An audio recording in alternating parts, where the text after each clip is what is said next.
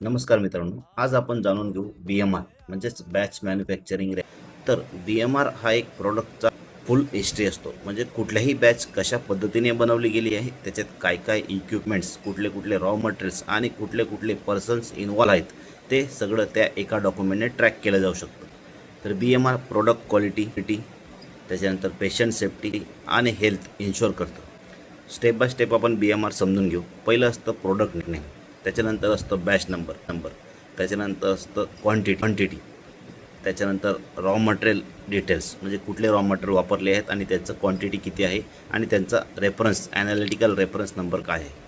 त्याच्यानंतर असतं processing step, म्हणजे कुठल्या कुठल्या सिरीज ऑफ स्टेप्सने ती बॅच परफॉर्म केली आहे, ती बॅच प्रोड्यूस झाली आहे.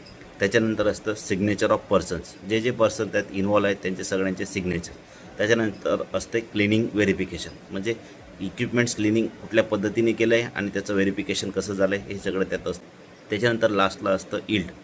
आणि फायनली आपण BMR कंप्लीट झाल्यानंतर तो QAला देतो आणि QAने चेक केल्यानंतर बॅच रिलीज केली. तर BMR हे ट्रेसेबिलिटीसाठी, ऑडिट पॉईंट ऑफ व्ह्यू आणि कुठल्याही रिकॉल किंवा मार्केट कंप्लेंटसाठी व्हेरी इम्पॉर्टंट डॉक्युमेंट असतं. तर BMR हे साधारणतः एक्सपायरी प्लस 1 इयर्स, म्हणजे जर प्रोडक्टची एक्सपायरी 5 वर्ष असेल तर 5 वर्ष प्लस 1 म्हणजे 6 वर्ष स्टोअर केले जातात, आर्काईव्ह केले जातात. धन्यवाद. तुम्हाला हा व्हिडिओ कसा वाटला ते कमेंटमध्ये नक्की सांगा. भेटूया पुढच्या व्हिडिओ.